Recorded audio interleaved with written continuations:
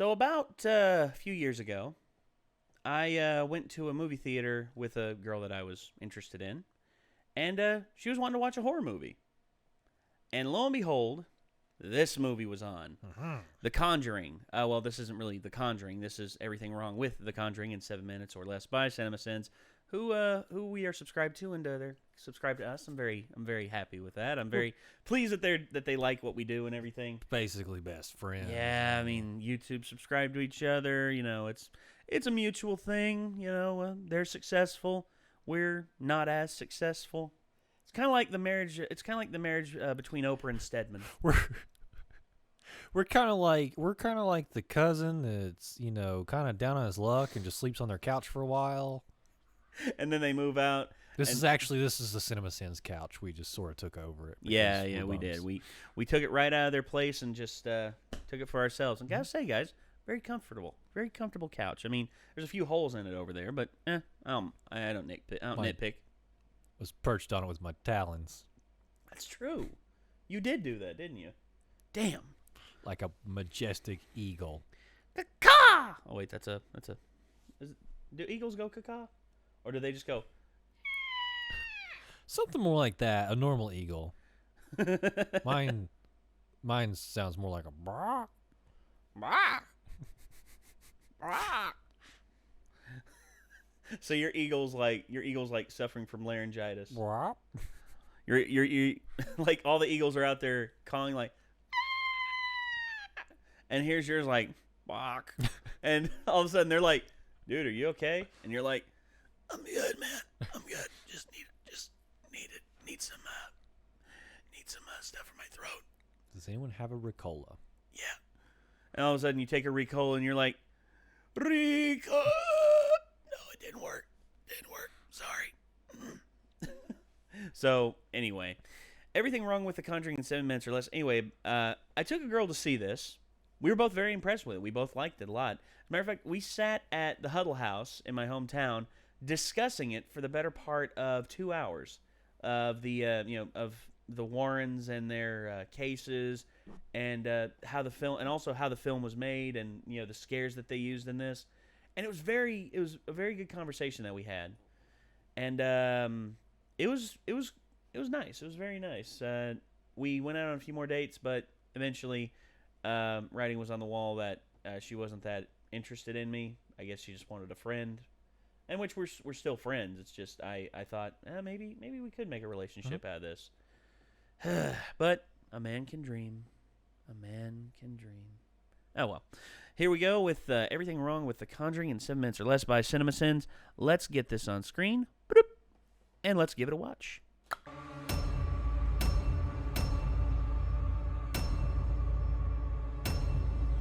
Spoilers.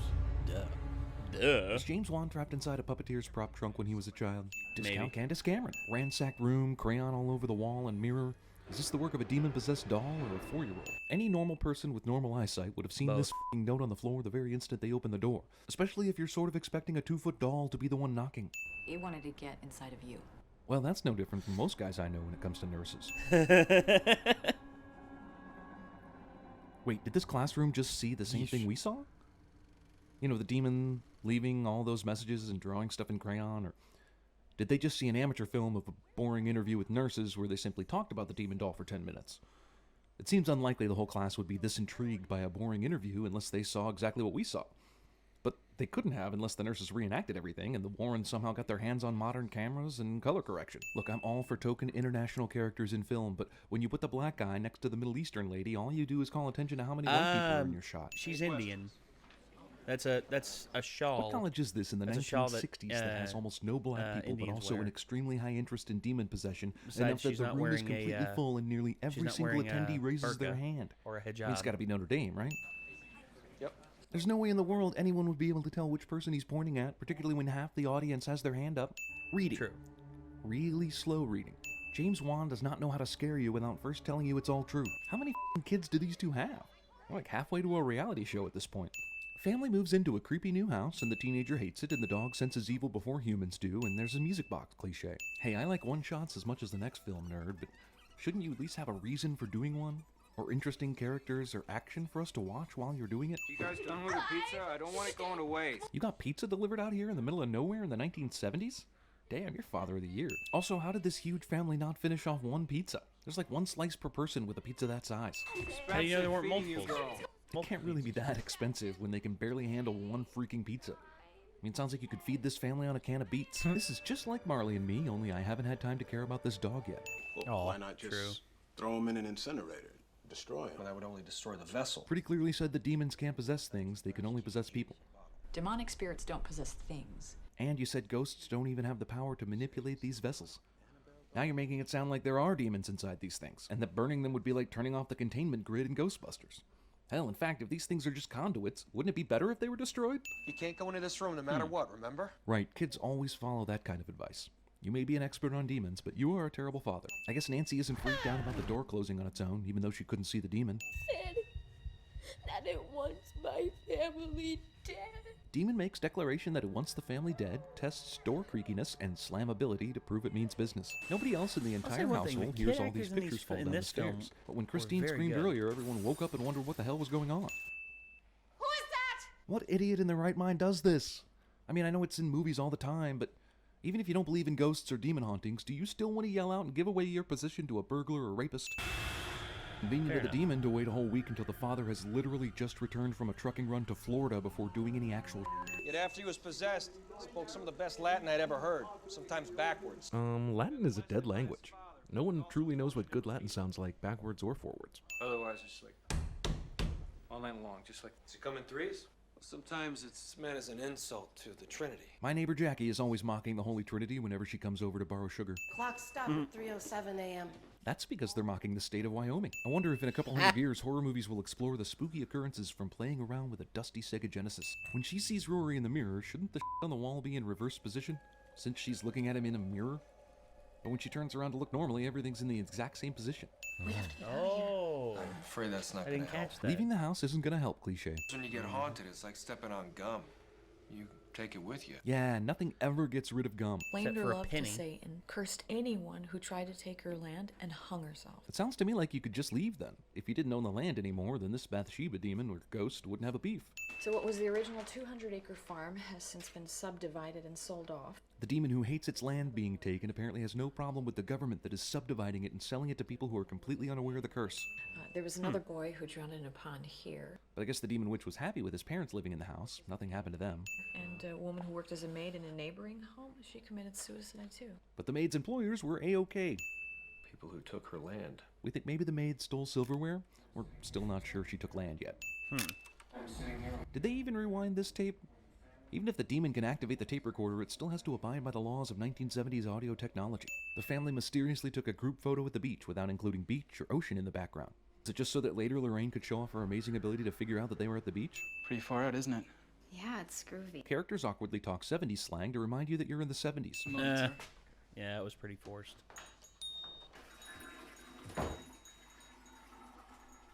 What? I had to go. Apparently no one heard Brad go into the bathroom in the first place. How come when the ghost hunters first show up at the house, the family's already sleeping collectively in the living room downstairs with bedding and mattresses and everything? And then when the intern kid is setting up the cameras, all the beds have bedding and mattresses on them again. But then that night when they get ready to observe the haunting, the beds are stripped of bedding and mattresses. Brad, get the camera. Oh, come on. This footage from a 1971 portable video camera is better than my iPhone? Earlier in the movie, we were told that the oppression stage is where the victim is broken down and left in a weakened state, so that the demon can take over for the third stage, possession. But in the previous scene, Carolyn doesn't look too broken down. She looks pretty chipper for someone who's on the brink of a demon possession. Geez, not one broken bone? That was a nasty fall. It looks like the worst thing that happened was that she got a little dirty. Even the Yeah, music box she should survived have like a without cut breaking. on her forehead or something. Movie like is on her excellent arm. at sudden loudness. Did they just pull the parents get home at the exact same time the child is having a haunting crisis move twice in one film? Vade retro, Satana. Wait, do you need training in exorcism or training in Latin? The power of God, I condemn you back to hell. Wait, does English work now? Car batteries in the 70s did not last long enough for all these headlights to still be on in the morning. I'd like to know the story of the demonic teapot and that evil telescope. More reading.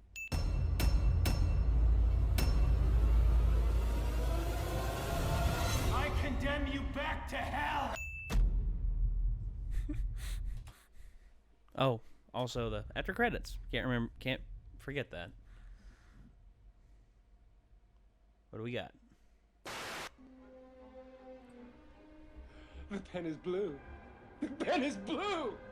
The goddamn pen is blue. It's liar, liar. That's good. I like that.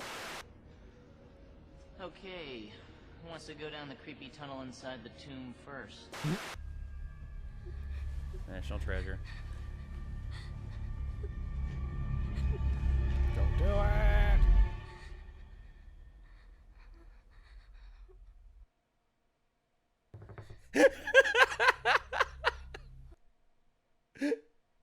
V for Vendetta. That's pretty good. Do you remember what you said to me on our wedding night? Can we do it again? Hop inside my mouth if you want to live. Oh, let's keep those doors from banging at night. Otherwise, I mean, we all night long, just like that.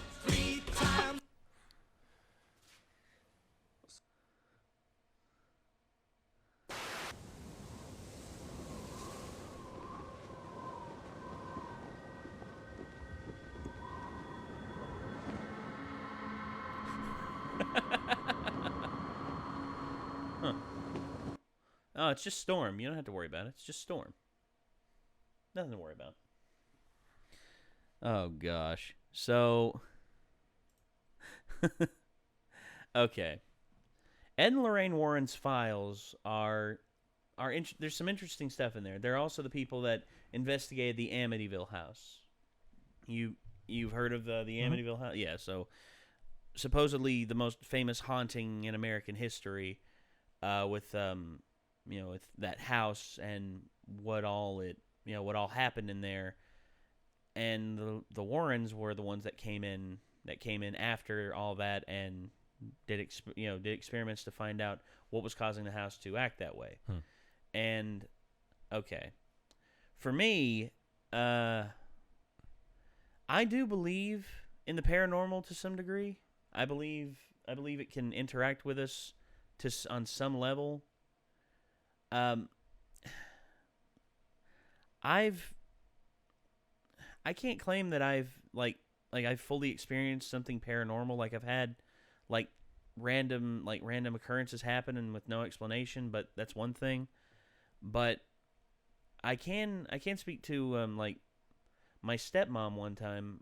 She told me a story, and she's not one for lying. Mm-hmm. She actually, while she was telling this to me, she actually was crying because her bringing up the memory was pretty traumatic to her back then, especially when she was a kid.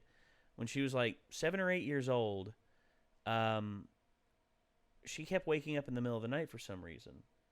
And she kept waking up and looking around her room. Nothing would be there. Then she'd go back to sleep.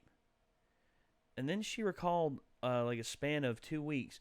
There were nights where she woke up and she saw a presence there. It was about the size of a small child staring at her from the bottom of her bed. Oh. And the first time it happened, she went running into her parents' room and woke them up, and nothing came of it. And then the second time it happened, she tried to make herself go back to sleep, but she didn't sleep the rest of the night. She actually stayed up until the sun came up. And then she said the third time it happened, she actually asked it who it was and what it, and why are you doing this? To which it all it did was just go back under her bed. Well, that's super creepy. Yeah, and then she said it didn't happen to her the rest of the time that they lived in that house, but she said to this day she's never forgotten the feel that was in the room. When she went to bed, it was her room was at a good comfortable temperature, good sleeping temperature. But whenever that presence was in the room with her, she said that the longer it was there, she could actually see her breath. It was that cold. It was it was like an absence of life was in the room, and just a void was just absorbing all the heat and all the life in the room. And it's strange to think about stuff like that, and to I'm not one to say like I 100% know, but I believe that there are things out there that can affect us on a plane that we cannot perceive. I mean, we talked earlier about science, the realm of science in which we know what we know. The problem with science, as when it's regarded in the modern era, is that you run into hubris way too often. In which, what I mean by that is, you run into people who think they know everything, who think, oh, this is my theory that I put forward on this, and here's all the evidence to back it up. And whilst in theoretical terms, their theory may be good, one thing can come out and automatically every bit of research that they've done goes away and is invalid. That's the fragile nature in which science stands on, in which I think scientists that recognize that and acknowledge this and realize, hey, my work is important, but at the same time, at the drop of a hat, everything. That's why some people say that's why string theorists go insane, because people who study string theory and everything, the study of matter and how matter exists on this plane of existence, people go insane. I've not heard that. Yeah, well, yeah, it's almost like trying to unlock it. I've heard some people in terms of psychology, they call it like the ponderers of Pandora's box, and the ones who are constantly trying to unlock it and unlock all the secrets of the universe and how string theory actually works.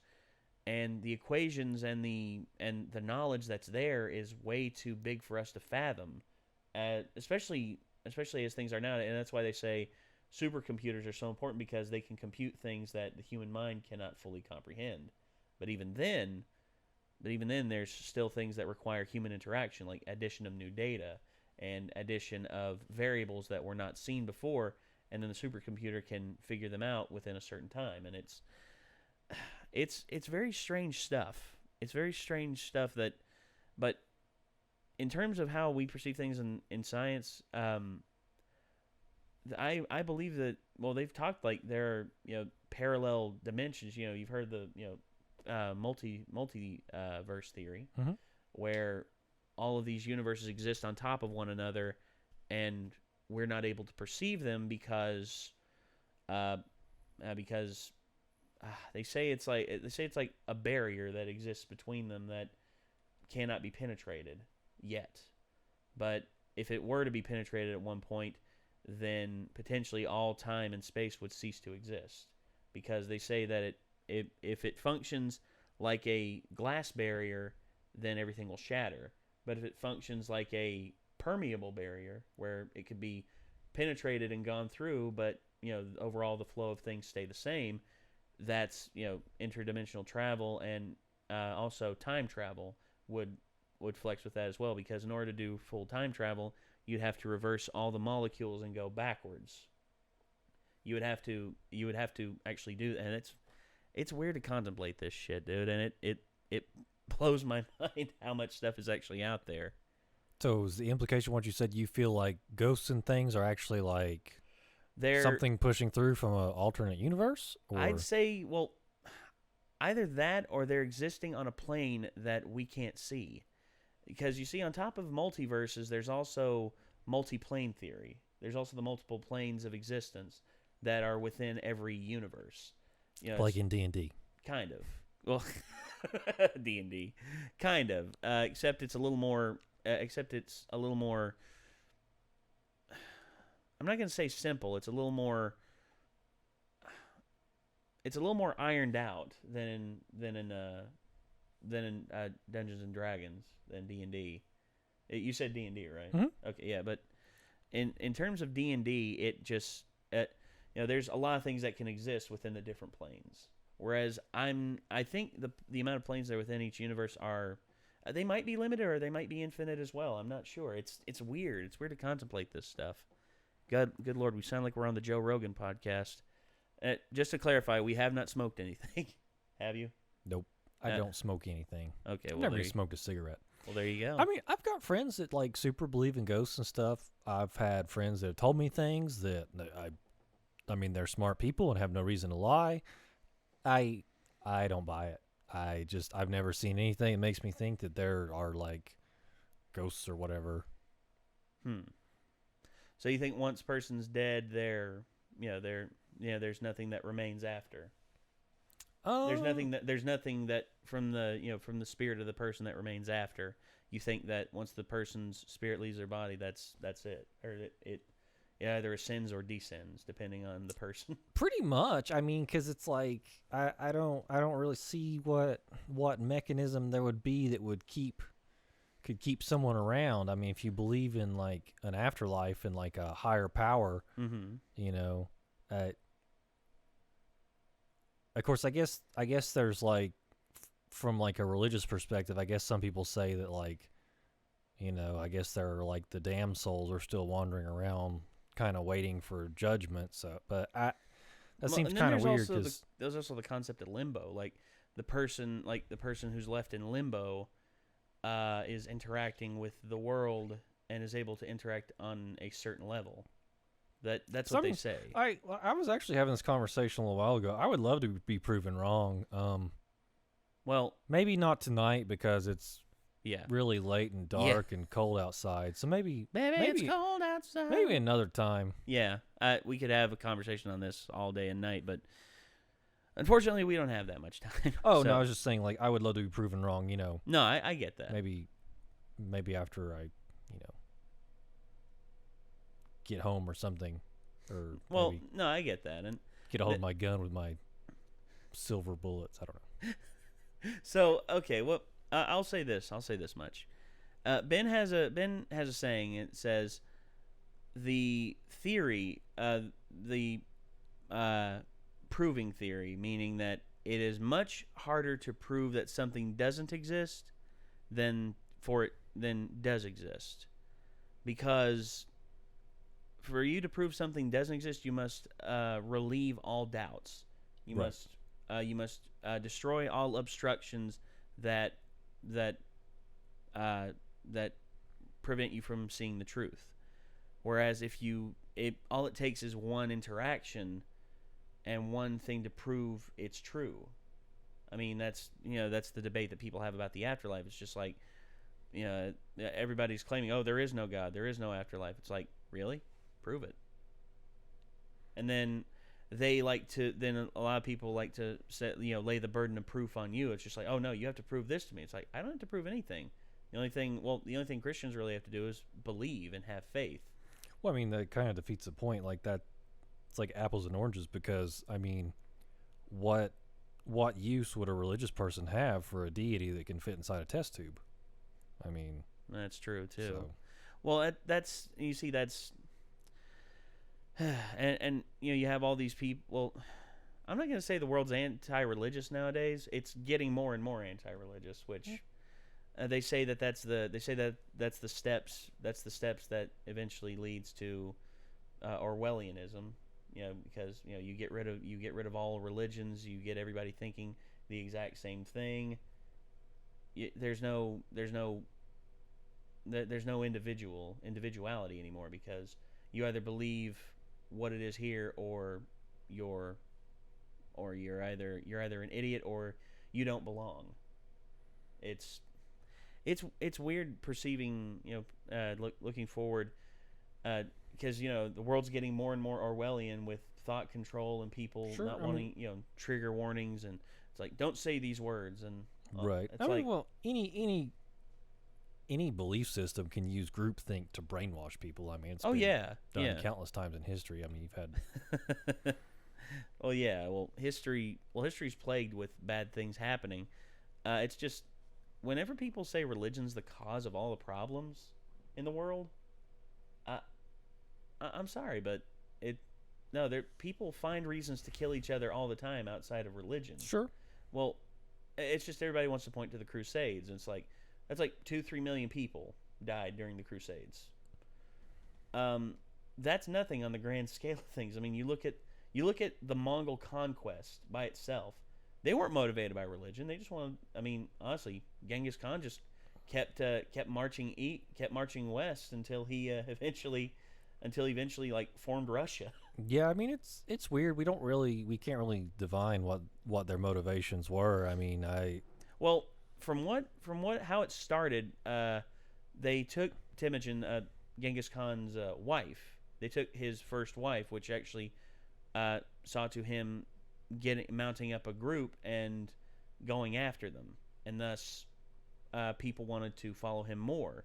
So eventually it was just like, well, we can liberate these people here from their lords and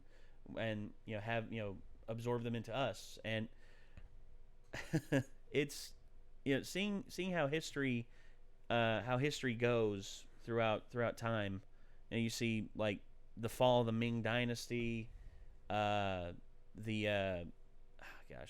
it called, the Topol Rebellion, which was a Chinese emperor who pretty much went on a gigantic, I think either Chinese or Mongolian. He went on a gigantic massacre and killed like 17 million people in terms of estimates, like way back when. That's a crap ton of people. Well, yeah. Well, you know how many people died in the Mongol conquest?